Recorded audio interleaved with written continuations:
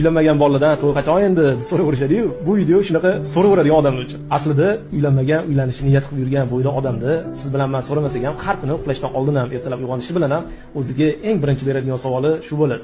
Biz ulardan to'y qachon endi deb so'raganimiz bilan o'zidan o'zi to'y bo'lib qolmaydi. Hammada har xil sharoit, har xil vaziyat. Kimdirda uy olish kerak, kimdir o'zini butun umr birga yashash kerak bo'lgan insonni topish kerak bo'ladi. Yana kimdirda bo'lsa uydagi vaziyat to'g'ri kelmay turgan bo'ladi. Menimcha to'yni so'rashdan oldin u odam vaziyatini so'rash kerak. Balki uy muammosi bordir, balki o'ziga mos insonni qidirayotgandir, balki puldan muammosi bordir.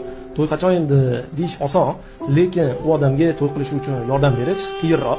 Agar shunchalik to'y bo'lishini xohlayotgan bo'lsangiz, qo'lingizdan kelgan yordamni berib, u odamdan endi to'yni boshlasangiz ham bo'ladi deyish kerak menimcha. To'y qilish ham, o'ziga butun umrlik umr yo'ldoshini tanlash ham o'ziga yarasha mashaqqatli, qiyin va vaqt oladigan ish.